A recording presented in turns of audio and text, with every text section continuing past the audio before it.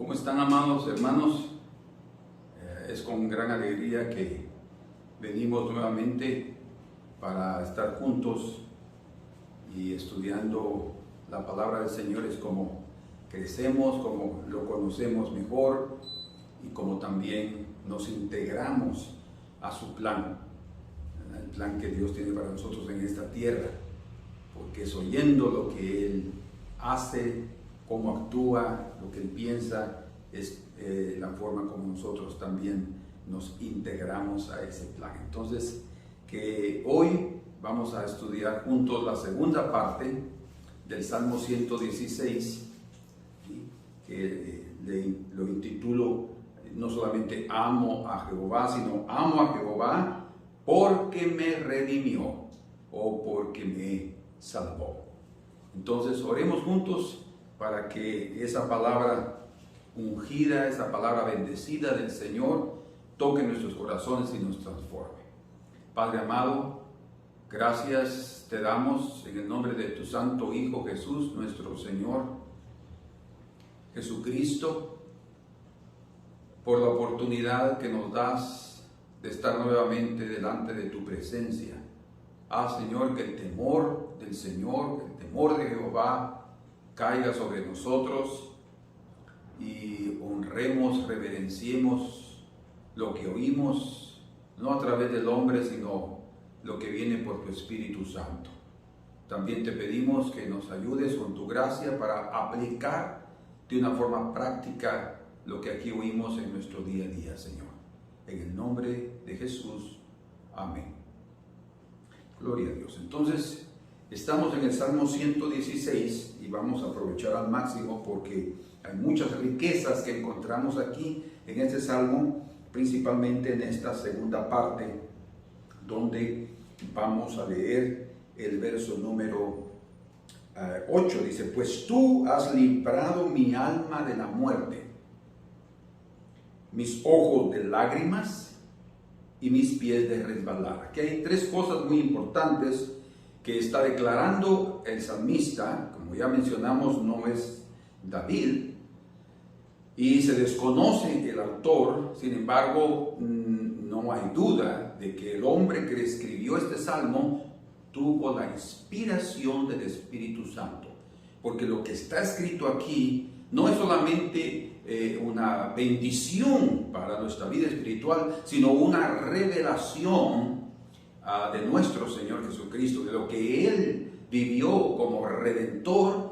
como aquel que bebió la copa de nuestra salvación, que es lo que también vamos a ver en este día. Entonces, aquí hay tres cosas muy importantes. Lo libró de la muerte, no solamente de la muerte física, para nosotros fue principalmente la espiritual. Sí nos ha liberado de la muerte física también en muchos aspectos, a través de accidentes, a través de ser sanados de enfermedades. En fin, hay muchas maneras como nosotros podríamos decir que nos ha librado de la muerte. Mis ojos de lágrimas. ¿Por qué? Porque el corazón ha encontrado consuelo, el corazón ha encontrado alivio debido a que ha salido de esos momentos difíciles y cada vez que entra sale nuevamente con la victoria y sus ojos se secan de sus lágrimas. No hay más dolor espiritual, emocional y físico. Y mis pies de resbalar. Eso significa que el Señor también nos ha librado de caer en el pecado y caer en la miseria, quedarnos postrados. Por eso dice en el verso 6 al final: estaba yo postrado y me salvó. Cuando está hablando de estar postrado, significa estar en la miseria, ¿verdad? Metafóricamente es postrado, pero es la miseria, o sea, estar en condiciones espirituales, emocionales y hasta físicas de las más bajas que un hombre puede caer. Bueno, pero cuando está hablando del alma específicamente, aquí encontramos en este salmo 3 veces donde aparece la palabra alma. En el verso al final del verso 4 dice: oh Jehová, libra ahora mi alma. Y esto aquí es obviamente un pedido de socorro por la condición que cayó y que es revelada en el verso 3, dice, me rodearon ligaduras de muerte y me encontraron las angustias del Seol. Y por eso se encontraba en tanta angustia y con dolor debido a lo que estaba experimentando. Entonces, aquí es la primera vez que se menciona el alma. La segunda vez se menciona en el versículo número 7, donde dice, vuelve, oh alma mía, a tu reposo. Estaba en gran angustia, pero hubo una intervención divina y entonces vino el descanso para el alma. Está hablando de condiciones favorables emocionalmente, está hablando de condiciones óptimas espiritualmente, porque la relación con Dios está siendo bien diáfana, transparente, limpia, ¿verdad? No hay nubes de interferencia. Y la tercera vez aparece en el verso número 8, donde dice, pues tú has librado mi alma. Entonces, 3 veces se menciona aquí. Yo quiero hablar brevemente sobre eso, pero primero recordarles que cuando la Escritura habla del alma, tanto en el Antiguo como en el Nuevo Testamento, se refiere al hombre mismo. O sea, el alma es la representación del propio hombre.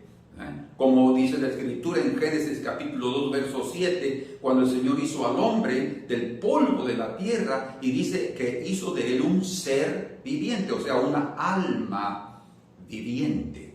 El hombre desde el principio fue creado como una alma viviente. Pero cuando el Señor nos transforma, cuando nosotros nacemos de nuevo, que significa la presencia del Señor a través de su Espíritu Santo en nosotros, entonces ya no somos únicamente una alma viviente, ¿verdad? Porque aunque estemos espiritualmente muertos, las personas que no conocen al Señor, muertos en delitos y pecados, existe por medio de la presencia del Espíritu Santo una transmisión de la vida de los cielos. Por eso es que en 1 Corintios capítulo número 15 y en el verso 45 leemos así, así también está escrito, fue hecho el primer hombre, hablando de lo que mencionamos en Génesis 2:7, Adán, alma viviente, dice. O sea, ustedes pueden ver ahí que el Nuevo Testamento está respaldando, confirmando, apoyándose en el Antiguo Testamento.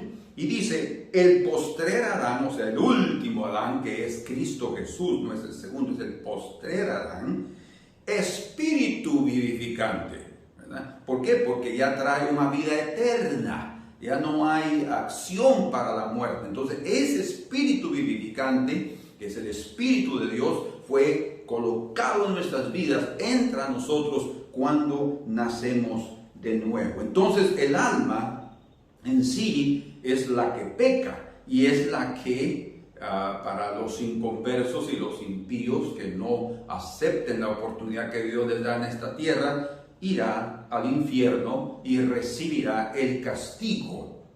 Por eso la necesidad y la urgencia de que todo hombre confiese sus pecados, reconozca su condición de pecador y al confesar sus pecados reciba ese perdón divino, ¿verdad?, que va a permitir que obviamente ya no sea un candidato para el infierno, sino alguien que su nombre estará escrito en el libro de la vida. Gloria a Dios. Mateo capítulo 10, en el verso número 28, leemos así, y no temáis a los que matan el cuerpo, los hombres, mas el alma no puede matar. O sea, lo que está diciendo aquí, las palabras de Jesús, es que el alma es eterna. Ella puede estar eternamente en los cielos o eternamente en el infierno. ¿Por qué? Porque es lo que representa la propia persona del ser humano. Eso es muy importante entenderlo. Por eso es que cuando dice, temed más bien a aquel, hablando del Señor, que puede destruir el alma y el cuerpo en el infierno. Y destruir no significa eliminarla, sino significa ser separada totalmente de la presencia del Señor y de la oportunidad de arrepentimiento.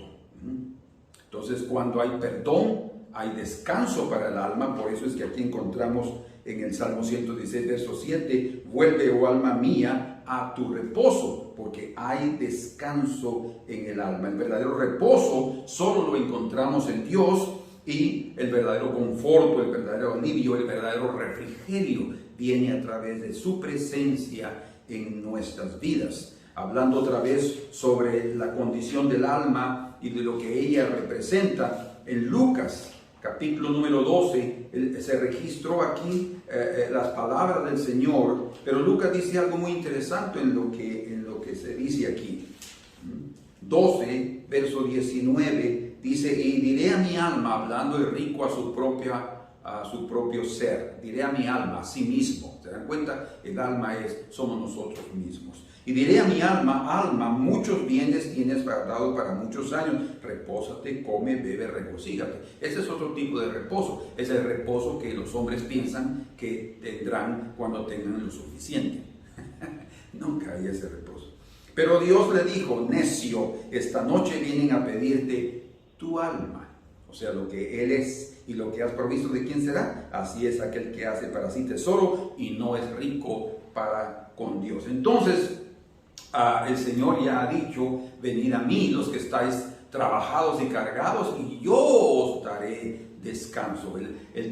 Cuando hablando de ese peso, de esa carga, está hablando del peso y la carga del pecado, ¿verdad? Que es absurda. Entonces, cuando nosotros venimos delante del Señor y confesamos nuestros pecados, es un alivio, ¿verdad? Tener una conciencia que no está pesada, así hablando metafóricamente, para hablar de esa condenación que se siente a través del pecado. Pero en Cristo Jesús, nuestro yugo, a pesar de que sí llevaremos una carga, dice: porque mi yugo es fácil y ligera mi carga, será leve, será algo que podremos soportarlo, porque es Dios el que nos está sosteniendo. Bueno, entonces, hablando específicamente de esas tres partes que habla del alma en el Salmo 116, tomemos unos minutos para hablar sobre, dice: libra ahora mi alma. Ya hablamos primero, ya lo mencionamos, que se refiere a un pedido de socorro, de un pedido de socorro, porque la persona estaba siendo atacada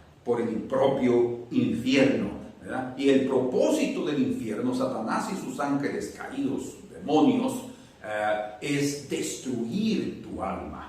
Cuando otra vez está hablando de destruir, es matar, eliminar el alma, no, habla de la destrucción del alma, habla de ya ningún tipo de perdón.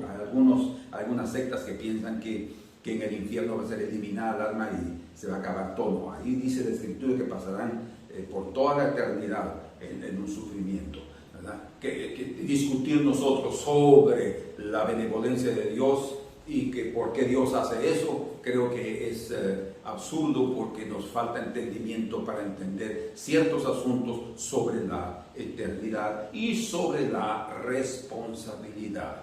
Pero bueno, ese ataque es prácticamente el objetivo que siempre tendrá el enemigo, ¿verdad?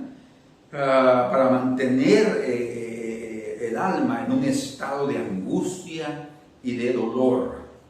Ese ataque sabemos que se inició desde el principio, desde que Adán estaba en el paraíso. Satanás lo atacó, y a través de ellos haber creído en la palabra en la mentira que él dijo, ese pecado fue inyectado en el alma humana, y solamente el antídoto se encuentra en la palabra de Cristo Jesús. Cuando nosotros creemos en esa palabra, ese pecado es eliminado, es perdonado. No significa que vamos a dejar de pecar, no, vamos a continuar con nuestra naturaleza, pero el Señor, a los que creen, por eso es muy importante creer, porque la fe no es solamente en el momento de la salvación, la fe es necesaria también en todo el trayecto, en nuestra caminata, creyendo que el Señor ha perdonado nuestros pecados. Yo creo que esa etapa es más difícil todavía, porque en el momento de angustia yo sí creo que Él me perdonó, yo lo voy a sentir, pero ya en la trayectoria el enemigo se aprovecha al decirnos: ustedes son cristianos y mire todavía lo que hacen.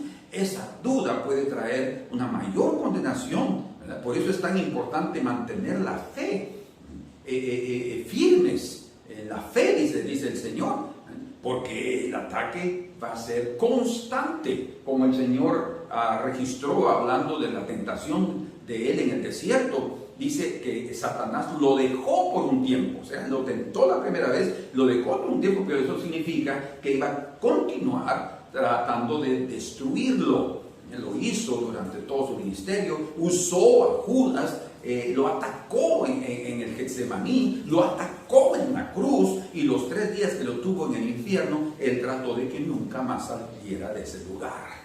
Pero era imposible que el autor de la vida permaneciera allí en ese pozo de miseria. Él fue levantado con gloria para redimirnos. Entonces, nosotros durante toda la vida, el ser humano durante todo su periodo de vida en esta tierra, él será objeto del ataque mortal. Satanás va a tratar de destruirnos. Por eso es que cuando dice aquí, oh Jehová, libra ahora mi alma, ese debe ser un clamor no únicamente cuando estamos en angustia, sino todo el tiempo, porque el ataque no para. Dice la Escritura en un libro de Efesios, capítulo número 6, en el versículo número 10. Por lo demás, hermanos míos, como mencioné hace un ratito, fortaleceos en el Señor, dice, y en el poder de su fuerza. Para resistir ese ataque espiritual, necesitamos de ayuda espiritual de los cielos, porque el ataque es del infierno, entonces necesitamos el respaldo celestial.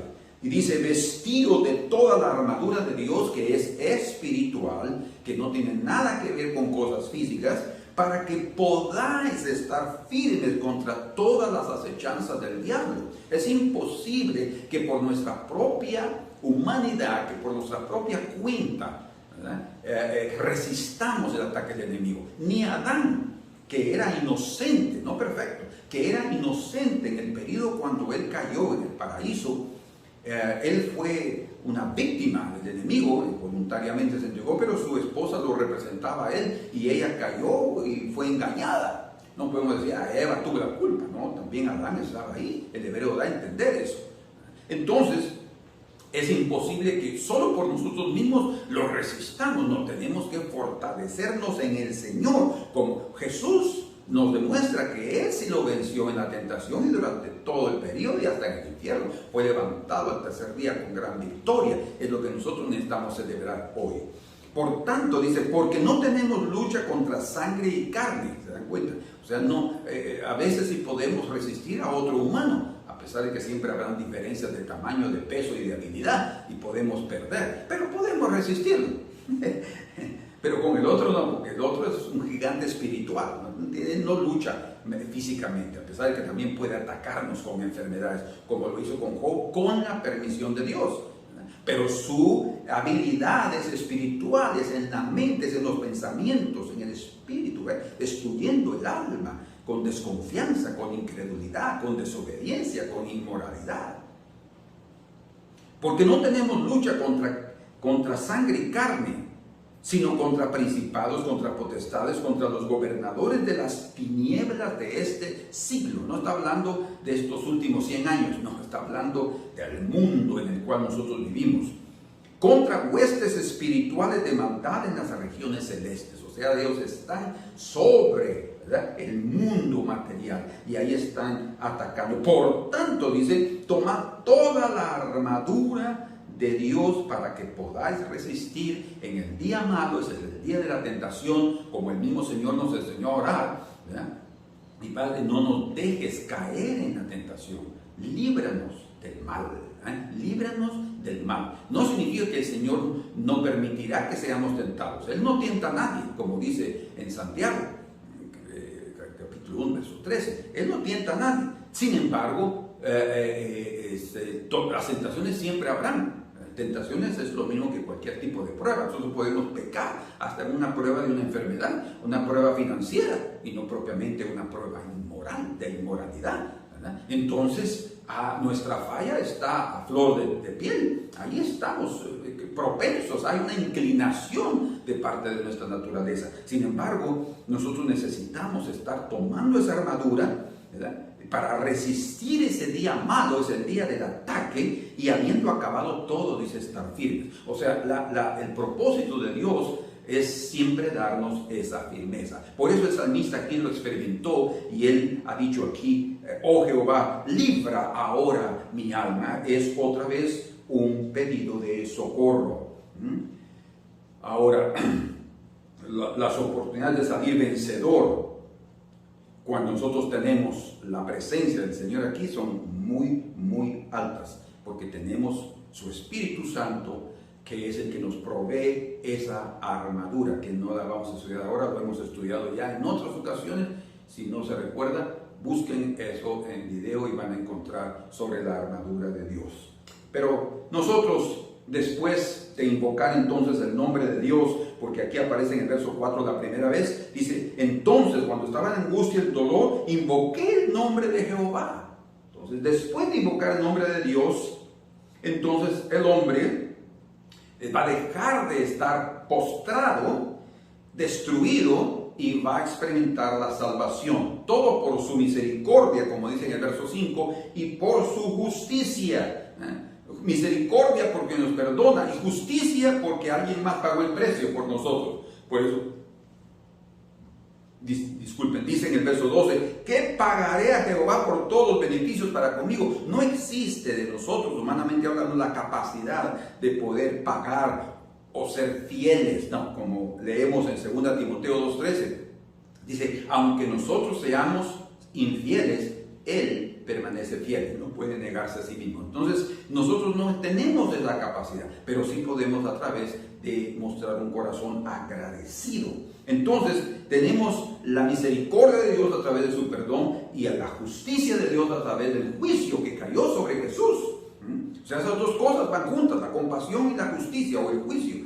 Y eso da, obviamente, la verdadera seguridad de la salvación de nuestra alma. Entonces, cuando estamos también nosotros en cualquier angustia, cuando estemos en cualquier situación que nos sentimos desesperados, como el salmista aquí, entonces me encontré en angustia y dolor, dice, ¿verdad? Cuando nos encontremos así, lo que nosotros tenemos que hacer es lo mismo que vemos aquí en el Salmo. Primero, reconocer nuestra miserable condición, que en cierto sentido las condiciones desfavorables que nosotros vivimos, escuchen, son una plataforma para permitir que Dios comience a operar. Entonces no veamos las condiciones difíciles que estamos viviendo como la destrucción o como el final de nuestra vida, no, lo veamos como la oportunidad cuando la intervención de Dios hará cosas maravillosas en medio de nosotros. Segunda cosa es que en nosotros no existe la capacidad de salir solos. Podemos mentalmente ayudarnos, podemos visualizar algunas cosas, tener esperanza, pero si no, el Señor no interviene, estamos perdidos, hablando de la salvación de nuestra alma. Y tercero, solo si clamamos al Señor encontraremos una libertad definitiva y eterna. Por eso es que el hombre necesita clamar, por eso dice, invoqué el nombre de Jehová y su alma fue liberada. Estaba yo postrado y me salvó, dice. Ahora, en el verso número 7, dice, vuelve, oh alma mía, la segunda vez, a tu reposo. El reposo viene cuando nosotros somos perdonados. Venid a mí los que están trabajados y cargados, y yo os haré descansar. O sea, el reposo viene a través del alivio, del refrigerio que sentimos, no solamente en el día que el Señor nos perdonó y nacimos de nuevo, no, es todo el periodo de nuestra caminata en esta tierra necesitaremos experimentar el perdón, porque aún continuaremos pecando y fallando. Y es necesario que mantengamos ese espíritu de arrepentimiento, porque esa es una manera de mostrar, de evidenciar el temor de Jehová en nuestros corazones, el temor del Señor, porque es el temor del Señor el que nos ayuda a mantenernos lejos del mal, lejos del pecado. Entonces ahora entramos al reposo, al descanso. Toda alma entra al reposo de Dios cuando oye la voz de Dios. O sea, primero Dios tiene que oír nuestra voz. Por eso dice, amo a Jehová porque ha oído mi voz. ¿Verdad? Qué confianza, qué seguridad Qué alivio que tú tengas en tu corazón la confianza de que Dios está oyendo tu voz, está oyendo tus oraciones, tus súplicas. Pero para poder ser salvos, para poder encontrar también reposo a nuestro corazón, nosotros también necesitamos oír la voz de Dios. Uno de los momentos de mayor angustia que yo he vivido en mi vida, angustia espiritual. Yo estaba en los Estados Unidos en 1986. Y estaba orando angustiado porque yo había fallado y había hecho algunas cosas que yo estaba insatisfecho, y gracias a Dios por ese espíritu de arrepentimiento.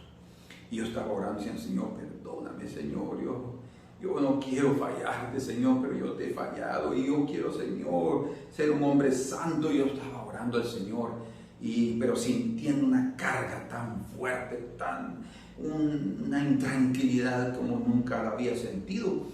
Y de repente el Señor habló y me dijo, me llamó por mi nombre, y eso es lo que más debe impresionarnos, porque el Señor nos conoce personalmente. Él me dijo: Luis, yo he dado la orden para que seas salvo. Eso fue suficiente. Yo hablé tanto, oré tanto, clamé tanto, dije tantas cosas, y el Señor con una sola palabra me dio reposo. Yo digo: ay, Señor, gracias. Y solo eso, yo sabía que era su voz. Ahí encontré refrigerio en mi corazón. Me levanté de orar y agradecí, y ya estoy aquí desde el 86 hasta el 2022. Todavía estamos aquí sintiendo su salvación, porque hubo una orden. La palabra de Dios es la que nosotros necesitamos para entrar al reposo de Dios. Por eso leemos en el libro de Hebreos, en el capítulo número 4, el verso número 1: temamos pues, no sea que permaneciendo aún la promesa. Pero ¿cuál es la clave? Temamos.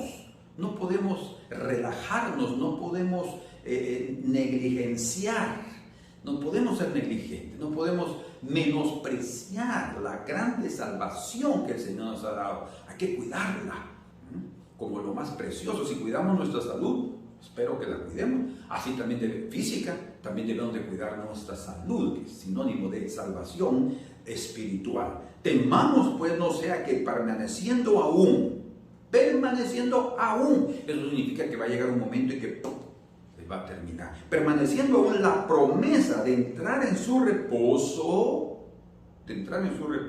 alguno de vosotros parezca no haberlo alcanzado.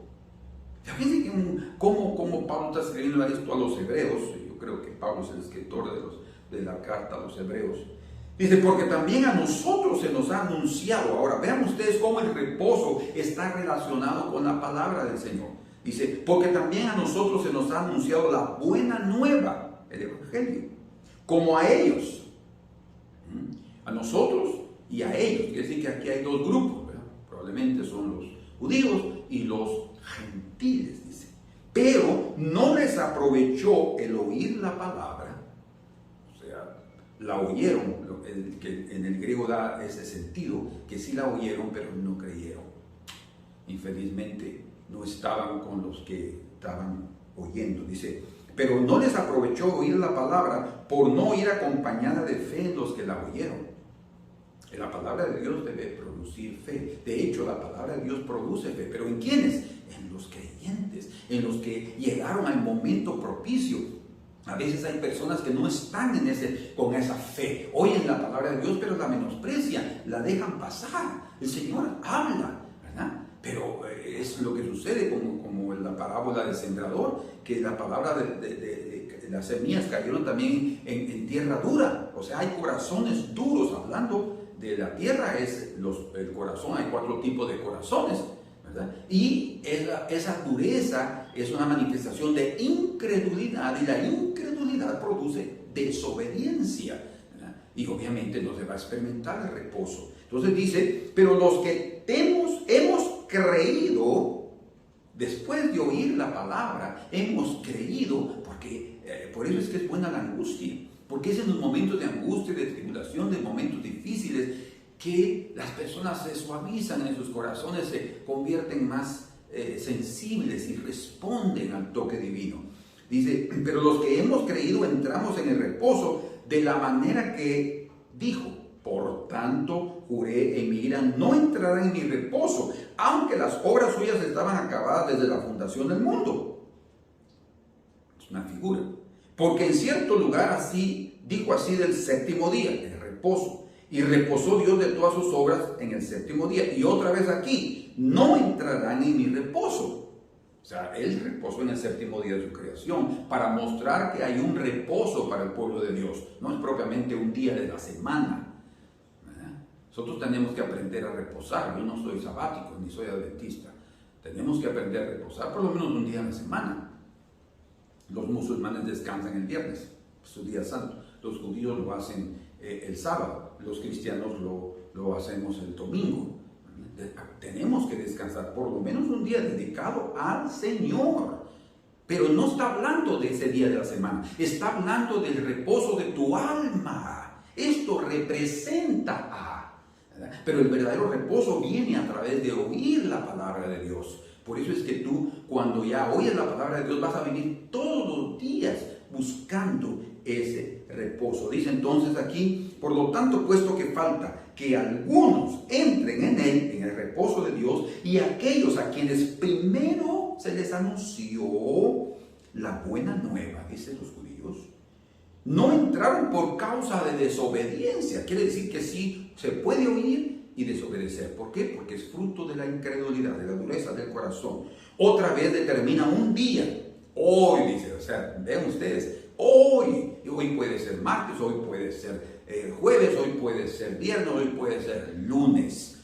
Lo que está diciendo es, si hoy oyes, si hoy escuchas, diciendo, después de tanto tiempo, por medio de David, como se digo, si oyeres hoy su voz, no endurezcáis vuestros corazones. Tiene mucho también que ver la disposición de cada uno para responder a esa voz.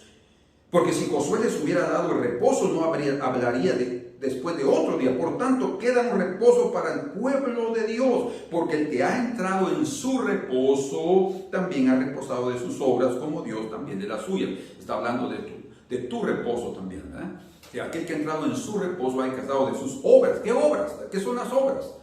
Los pecados. Vamos a dejar de pecar. O sea, vamos a dejar de ofender a Dios. Entramos al reposo. Ya no vamos a vivir ansiosos, no vamos a vivir ahí afanados en vivir, en estar haciendo siempre lo que hemos hecho como seres humanos carnales. Sino vamos a buscar que cada día agrademos al Señor y ahí entramos a un reposo. Cuando no pecamos, estamos en reposo. Ese es el reposo que Dios tiene para el pueblo de Dios. Entonces aquí el salmista está diciendo en el verso 7, vuelve, oh alma mía, a tu reposo. Este es el reposo que Dios quiere darnos a cada uno de nosotros. Por eso ahora toda alma va a entrar, va a experimentar ese reposo desde el principio, que es perdonado, la gracia de Dios. Por eso es que aquí dice, aquí en el verso 7, vuelve, oh alma mía, a tu reposo, porque Jehová te ha hecho bien, dice. Estamos reconociendo los beneficios, la bondad del Señor. Pero en 1 Tesalonicenses capítulo 4, verso 16, habla ahí sobre la voz de mando del Señor. La voz del Señor es una voz poderosa, porque el Señor mismo con voz de mando, con voz de arcángel y con trompeta de Dios descenderá del cielo, y luego dice, y los muertos en Cristo resucitarán primero. O sea, el poder de la palabra de Cristo hace que hasta los muertos resucitan, como sucedió con Lázaro y otros más. Es lo que vemos también en Juan capítulo 5, verso 25. Y dice, y todos oirán la voz del Hijo de Dios y resucitarán. Unos para resurrección de vida y otros para resurrección de muerte. Ahora, nosotros tenemos que entender algo muy importante aquí en relación a esto. Aquí en el verso número 8 dice, pues tú has librado mi alma de la muerte. Vean ustedes, aquí estamos hablando de cómo entramos a ese reposo. Viene a través del perdón de nuestros pecados y entramos al reposo de Dios y tenemos que mantenernos en él. Pero hemos sido librados no solo de la muerte física, principalmente de la muerte espiritual, que es la muerte espiritual, es la separación con Dios.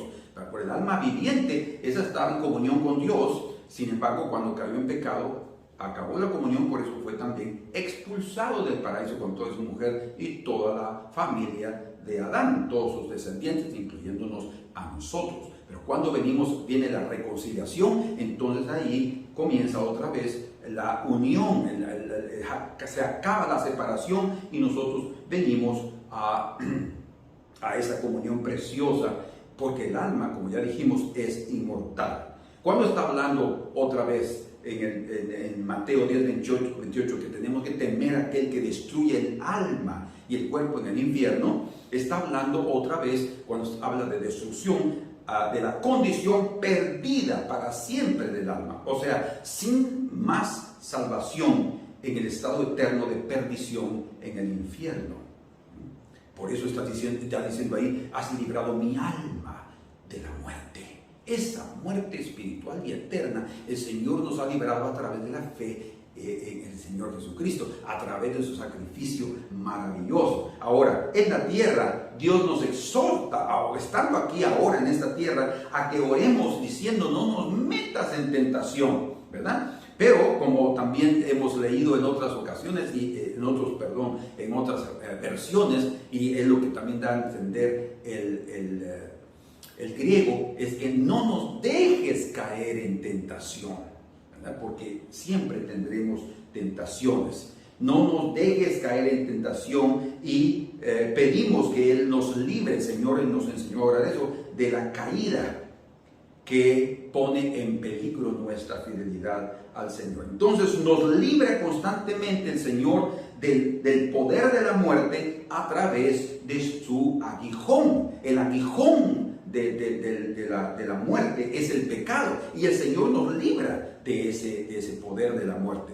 O sea, a través la muerte va a utilizar el pecado es como un arma, ¿verdad? Como una espada, que llaman aguijón, para que caigamos. El Señor nos libra de eso, ¿verdad? Porque el propósito del enemigo, como ya mencionamos, es querernos matar, pero también nos libra del poder del pecado, que es por la ley, dice. Eso lo leemos en la Escritura, en Romanos, ¿verdad? Y es ahí donde exactamente el Señor quiere transmitirnos que a través de la perfección en Cristo Jesús, nosotros somos librados de la condenación que produce el pecado, que produce la transgresión, ¿verdad? Porque toda transgresión es pecado.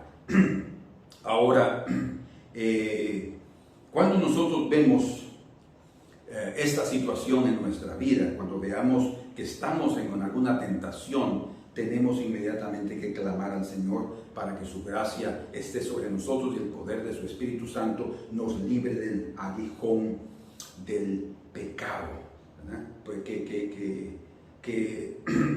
el aguijón del pecado es, mejor dicho, el poder de la muerte está a través del aguijón, que es el pecado. Entonces hay dos cosas ahí que nosotros tenemos que ser libres: del pecado y de la condenación que produce la ley. La ley es buena, pero está ahí para condenar, para señalar el pecado, para que nosotros, al ver nuestra situación, ahí nos ayuda, corramos al Señor, que es el único que puede perdonar nuestros pecados. Por eso es que solo en Dios, por la gracia divina, por su perdón y por la presencia del Espíritu Santo, somos capaces de mantenernos libres de la muerte y del aguijón de la muerte, que es el pecado. Nosotros tenemos entonces que poner nuestros ojos en el autor y consumador de la fe, en Cristo Jesús, porque como dice en Colosenses 3:3, nuestra vida está escondida, dice, con Cristo en Dios. Nuestra vida está escondida con Cristo en Dios. Vamos a ver ahí también en Colosenses capítulo número 1 y en el verso 23. Dice: si en verdad permanecéis juntados y firmes en la fe y sin moveros de la esperanza del evangelio que habéis oído, el cual se predica en toda la creación que está debajo del cielo, del cual yo, Pablo, fui hecho ministro. Entonces tenemos que mantenernos firmes, habiendo después oído esa palabra. Entonces vamos a seguir adelante. Por eso es que encontramos ahora aquí en el Salmo 116, en el verso número 9, que dice: andaré delante de Jehová en la tierra de los vivientes. Después de que hemos sido liberados de la muerte, el Señor nos permite experimentar la nueva vida. Y aquí vamos a entender un poco mejor lo que estamos diciendo. Cuando dice andaré delante de Jehová en la tierra de los vivientes, leamos hasta el verso 10. Creí y por tanto hablé. Esto aparece en el Nuevo Testamento. Estando afligido en gran manera. Y dije en mi apresuramiento: todo hombre es mentiroso. Bueno, después de que viene el reposo de Dios, ahí es que experimentamos parte de la resurrección de Jesús. No quiere decir que cuando nacemos de nuevo ya estamos experimentando la resurrección. No. Sí hay una resurrección porque estábamos muertos en delitos y pecados. Y es lo que tenemos que entender, que para que nosotros participemos de la primera resurrección, que es la resurrección de los justos, ¿verdad? La primera resurrección, tenemos que entender que tiene dos etapas. La primera etapa ocurre en el nuevo nacimiento y la segunda etapa va a ocurrir en el arrebatamiento, ahí cuando sea transformado nuestro cuerpo, ¿sí?, a la semejanza del cuerpo de Cristo, de la gloria del cuerpo de Cristo.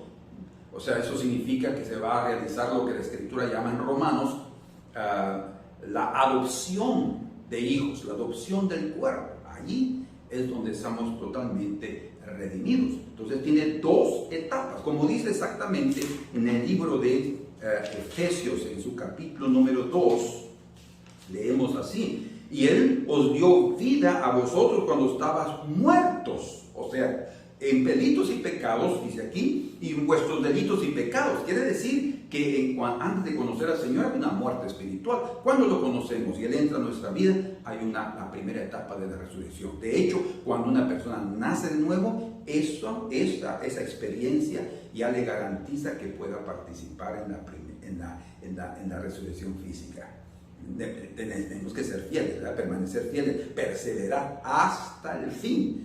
Pero esa ya es una garantía de que podremos participar de aquella gran resurrección, que es la primera que el Señor nos está diciendo. Dice, verso 12: en los cuales anduviste en otro tiempo, siguiendo la corriente de este mundo, conforme al príncipe de la potestad del aire, el espíritu que ahora opera en los hijos de desobediencia, entre los cuales también todos nosotros vivimos en otro tiempo en los deseos de la carne, haciendo la voluntad de la carne y de los pensamientos, y éramos por naturaleza, dice, hijos de ira, lo mismo que los demás. Pero Dios, qué precioso es esto, que es rico en misericordia por su gran amor con que nos amó, aun estando nosotros muertos en pecados, nos dio vida con Cristo, por gracia sois salvos. O sea, esta es la resurrección que nos eleva, somos resucitados espiritualmente, y esa primera etapa de la primera resurrección nos va a ayudar a participar de la resurrección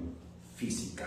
Bueno, entonces aquí vemos claramente cómo es que, por eso el salmista dice, después de que entró al reposo su alma, después de haber sido perdonada por el sacrificio de Cristo, dice: andaré delante de Jehová en la tierra de los vivientes. ¿Qué es eso? Resurrección, una vida en medio de resucitados, ¿verdad? Por eso es que cuando vivimos en el cuerpo de Cristo, entre aquellos que son verdaderos hijos de Dios, estamos viviendo en medio de vivientes, ya no de almas vivientes, sino de espíritus vivificantes, porque tenemos el espíritu de aquel que es el postrer Adán. El espíritu vivificante entró aquí y también nos vivificó a nosotros. Por eso es que podemos ver cosas, por eso podemos entender la verdad, por eso podemos deleitarnos en el camino de Dios y podemos ver con fe, con esperanza y con amor lo que viene para nuestras vidas. Bendito sea el Señor. Entonces, ahora necesitamos creer, aún en las peores y más adversas situaciones de la vida. en el perdón de Dios y creer en su palabra, porque eso nos mantendrá firmes. Por eso dice, después del verso 9, dice en el 10, creí, por tanto hablé, estando afligido en gran manera. ¿Dónde encontramos ese texto en el Nuevo Testamento? Lo encontramos en 2 de Corintios, vamos ahí, capítulo número 4, 2 de Corintios, capítulo número 4, verso 7 al 14, dice, pero tenemos este tesoro de Cristo en vasos de barro, nosotros, para que la excelencia del poder sea de Dios y no de nosotros. O sea, la debilidad es nuestra y el poder es de Cristo, la gloria es de Él. Que estamos atribulados, vean ustedes ahora, que estamos atribulados en todo, angustia, tristeza, provocan las pruebas y toda situación difícil. Mas no angustiados, dice, en apuros, mas no desesperados, perseguidos, mas no desamparados, derribados, pero no destruidos, llevando en el cuerpo siempre por todas partes la muerte de Jesús. O sea, para participar de esa vida tenemos que aprender a llevar a la cruz con nosotros. Eso está hablando de la muerte de Jesús. Recuerden que fuimos perdonados por su muerte y justificados por su resurrección. No debemos nunca perder de mente la experiencia de que el perdón de nuestros pecados fue por la muerte de Cristo. Entonces debemos vivir siempre agradecidos y humildes, humillándonos debido a esa sustitución de aquel santo y puro que murió para pagar nuestra deuda impagable. Dice, llevando el cuerpo siempre por todas partes la muerte de Jesús, para que también la vida de Jesús se manifieste en nuestros cuerpos mortales. Porque nosotros que vivimos siempre estamos entregados a muerte, vean ustedes qué interesante es esto, por causa de Jesús. O sea, debido a que somos seguidores de Cristo, somos perseguidos, somos como ovejas llevadas al matadero, lo veremos más adelante. Pero estamos expuestos también, como Pablo dijo hablando de los apóstoles, somos espectáculo al mundo, dice, porque el mundo no ama la verdad, a pesar de que Dios amó al mundo. Para que también la vida de Jesús se manifieste en nuestra carne mortal, de manera que la muerte actúe en nosotros y en vosotros la vida. Ahora escuchen, pero teniendo el mismo espíritu de fe. O sea, en medio de toda tribulación, en medio de enfermedades, en medio de persecución, tenemos que mantener el mismo espíritu de fe. Escuchen, conforme a lo que está escrito. Y aquí, esta palabra se basa en el Salmo 116. Dice, creí, por lo cual hablé. No podemos decir algo si primero no lo hemos creído en el corazón. Las palabras que impactan, las palabras que llegan al corazón son aquellas que nosotros primero las hemos creído, las hemos experimentado. Creí, por lo cual hablé. Nosotros también creemos, por lo cual también hablamos. Sabiendo, escuchen, que el que resucitó al Señor Jesús, a nosotros también nos resucitará con Jesús y nos presentará juntamente con vosotros. O sea, la obra será preciosísima. Por eso es que encontramos aquí algo precioso que dice en el verso 14, ahora pagaré mis votos a Jehová delante de todo su pueblo. En el verso 18, a Jehová pagaré ahora mis votos delante de todo su pueblo. Eso principalmente habla del Señor Jesús, pero nosotros también, a través de ser parte de ese cuerpo, estamos también manifestando, pagando nuestros votos. ¿Verdad? Porque ustedes saben que la mayoría de nosotros, cuando estamos en angustia, cuando estamos en enfermedad, cuando estamos en momentos difíciles, decimos un montón de cosas. Algunos no lo ven como votos, pero muchos decimos, ay Señor, yo te prometo que voy a hacer tal cosa. Señor, si me sacas de esto, yo voy a ir a tal lugar. Señor, si me dices esto, si me liberas de esto, Señor, yo voy a hablar con fulano. Señor, si haces esto, yo voy a estar orando todos los días. Señor, si me haces esto, Señor, yo voy a leer las escrituras. Hay un montón de cosas que nosotros decimos cuando estamos en angustia. Por eso aquí también dice que pagaré a Jehová. Ahora pagaré mis votos a Jehová. Todo lo que yo he prometido lo tengo que pagar. Lo que yo he dicho tengo que hacerlo, porque Dios también cobra nuestros votos. O sea, Él también va a decir, hijo, ¿y qué pasó de aquello que dijiste?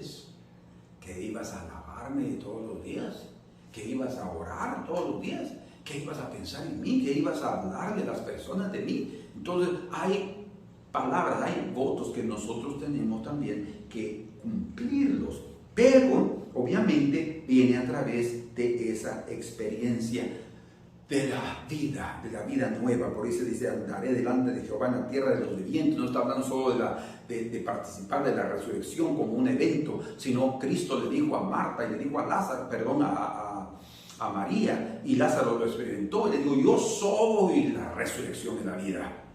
¿Verdad? O sea, cuando está hablando de la resurrección no es solamente un evento, como Marta y María creían, que nosotros también lo creemos. La resurrección es la propia persona de nuestro Señor. Entonces, cuando oímos su voz, esa vida de resurrección también está aquí en nosotros. Bendito sea su nombre. Entonces, pero luego dice, estando afligido en gran manera, y dije en mi apresuramiento, todo hombre es mentiroso. Lo que está hablando aquí es que en medio de la aflicción es cuando vemos la fragilidad humana, ¿verdad? Vemos cuánto fallamos, cuánto somos de inútiles, de incapaces, de frágiles, ¿verdad? Pero nosotros lo que tenemos que hacer es lo que se menciona en el verso número 12.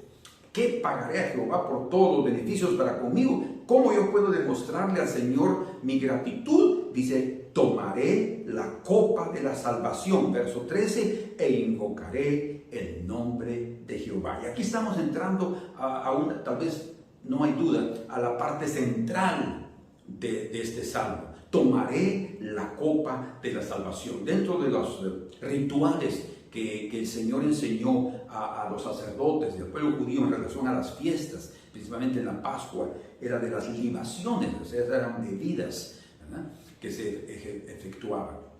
En el templo había una bebida de la copa que se bebía en el periodo de la Pascua juntamente con el Cordero, pero había otra copa también que privadamente se celebraba entre las familias que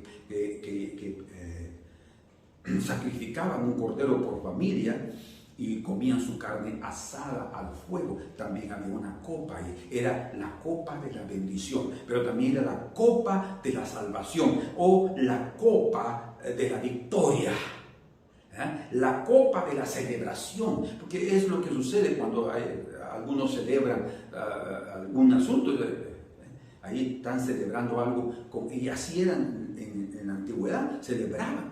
Y nosotros también tenemos una copa en la cena del Señor con la cual celebramos la victoria que el Señor nos dio a través de su sacrificio. Pero aquí dice, tomaré la copa de la salvación.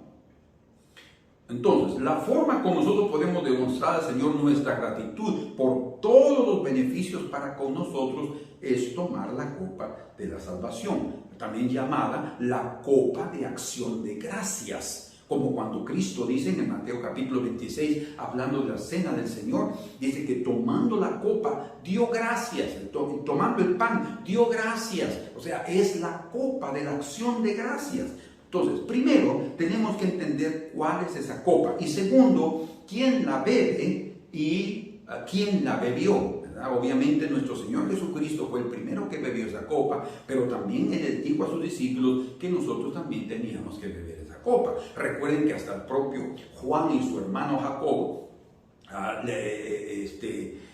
ellos dijeron, Señor, queremos sentarnos uno a tu mano derecha y otro a tu izquierda. Eso no les compete a ustedes, solo a mi Padre le compete dar esos lugares. Pero ustedes van a tomar la copa que yo voy a beber y van a ser angustiados con el bautismo que yo voy a ser bautizado de fuego. Y él dice, podemos, Señor. Y entonces el Señor les dice, ciertamente la copa la beberán y también de ese bautismo participarán. Quiere decir que en cierta medida, no en el sentido de redención, porque la copa de redención vino a través de nuestro Señor Jesucristo.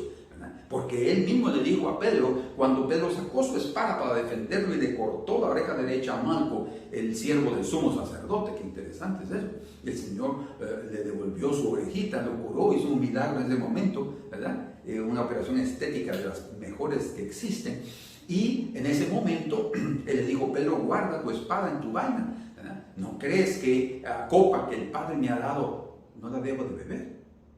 Yo no voy a dejar de beber esa copa. Y eso es interesante, esto porque esto el Señor lo dijo después del Getsemaní. Quiere decir que en el Getsemaní Él ya había pasado orando. Recuerden lo que dice en Mateo 26, Señor, si es posible, pasa de mí este cáliz, esta copa, pero que no se haga lo que yo quiero, sino según tu voluntad.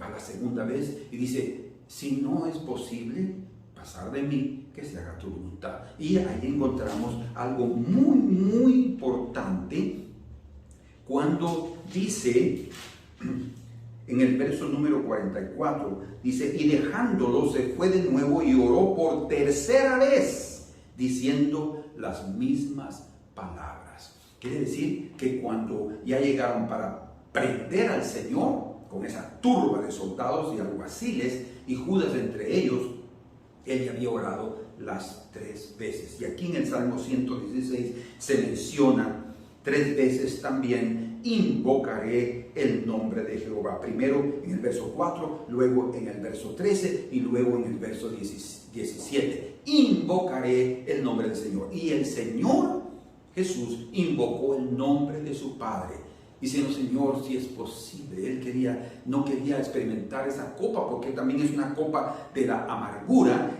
También podemos decir que es la copa,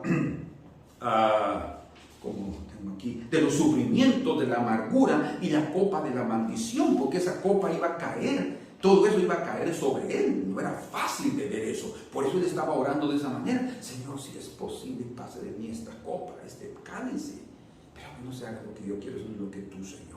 Entonces, cuando él entendió, él debía hacerlo, y lo que más a él temía no era tanto morir por nosotros, no. Eran 2 cosas para mí poderosas. Primero, ser separado de la presencia santa y magnífica de su Padre, perder por un momento la comunión con Él. Y segundo, sentir la suciedad del pecado sobre su vida, siendo Él un ser santo y puro eternamente. Eso era lo más difícil, pero Él estuvo dispuesto por amor a nosotros. Por eso es que se llama la copa de la salvación, porque a través de Cristo haberla bebido, Él redimió nuestra alma. Bendito sea su nombre. A través de Él haber sufrido. Por eso dice, beban de esta copa, que es el nuevo pacto en mi sangre, que es hecho otra vez y para vosotros. Entonces nosotros tenemos también que entender que nosotros también necesitamos beber esa copa. ¿Cómo? Bueno, el Señor nos enseña que cada uno, en Mateo 10:38 dice, si alguno quiere seguir en pos de mí, tome cada día su cruz y sígame.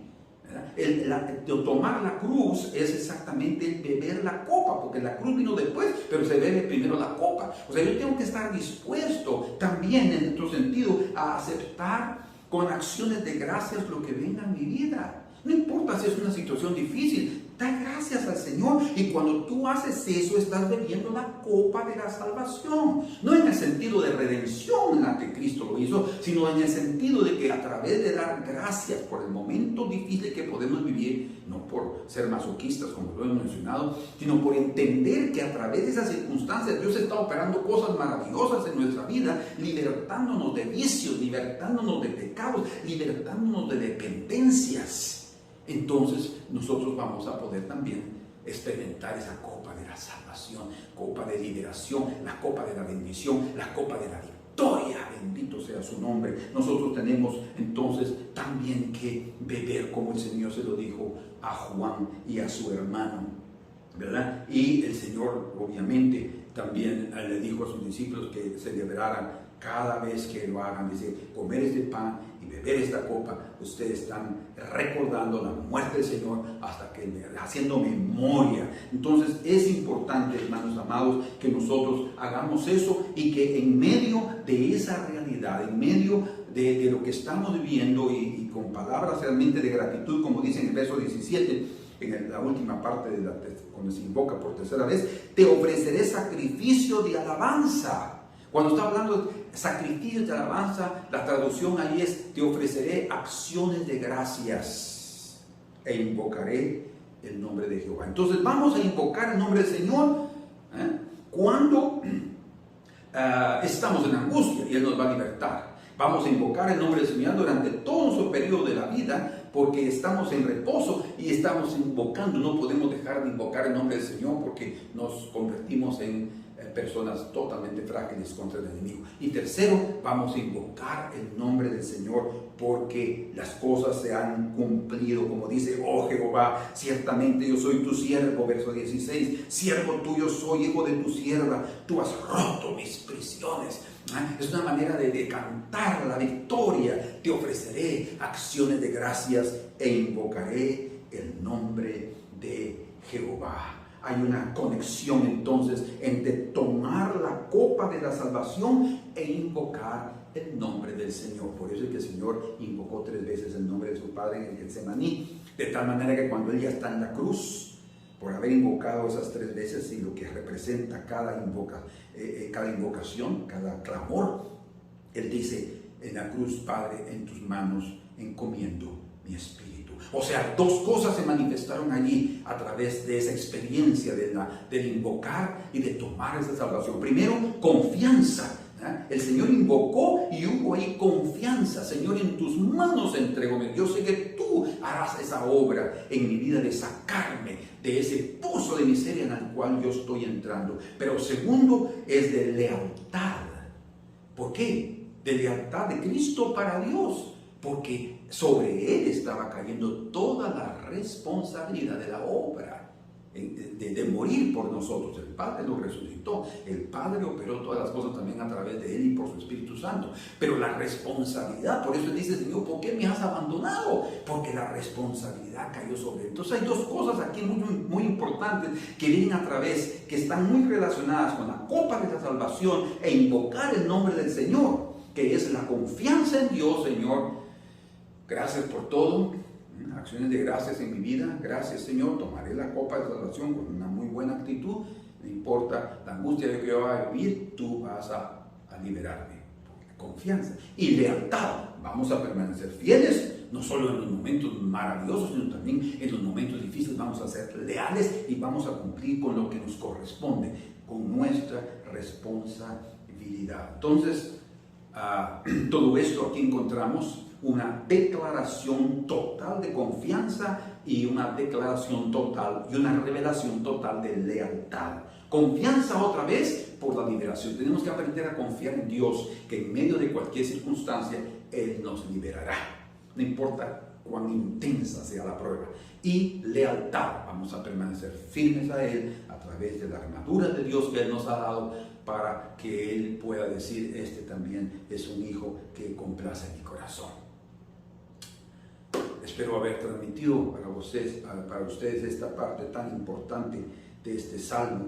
Hay muchas otras cosas aquí tan ricas, ¿verdad? Pero el Señor también, delante de su Padre, en la presencia de su Padre, Él hizo como dice aquí, y ahora pagaré mis votos delante de todo tu pueblo. Él hizo eso, ¿verdad? Él estaba dispuesto: Señor, yo en esa, como le llaman, proto-salvación, le llaman, o sea, un convenio, un pacto que hubo entre el Padre, el Hijo y el Espíritu Santo, para estar dispuesto a venir a la tierra y morir. Cuando Él ya está en la tierra como hombre, Él paga sus votos en medio de sus hermanos. Está diciendo aquí: esto es lo que va a suceder y yo voy a morir por ustedes, pero al tercer día voy a resucitar. Entonces, qué maravilloso cómo eso se cumplió. Hermanos, cada experiencia de Jesús es también en una mínima parte una experiencia para nosotros, para que también vivamos y experimentemos cosas maravillosas del poder de Dios. Padre amado, en el nombre de Jesús quiero suplicarte que tú bendigas a mis hermanos y les ayudes a tomar la copa de la salvación, que también es la copa de la victoria, la copa de la bendición, la copa de la gratitud, de las acciones de gracias por lo que has hecho por nosotros. Señor, no queremos vivir quejándonos ni murmurando, sino queremos beberla con placer, sabiendo que eso traerá un refrigerio y traerá una libertación como nunca en nuestras vidas. Bendice a mis hermanos y ayúdalos, Señor, a que te honren en todo tiempo, y ayúdalos, Señor, a llevar con alegría sus cargas, porque tú vas a libertarnos y podemos decir como el salmista: estaré en la tierra de los vivientes, porque vamos a experimentar una transformación de vida, todo el tiempo de esta tierra y en el tiempo de tu venida. Gracias, Padre, en el nombre de Jesús. Amén. Que el Señor los bendiga y nos vemos, si Dios lo permite, el próximo domingo. La paz del Señor.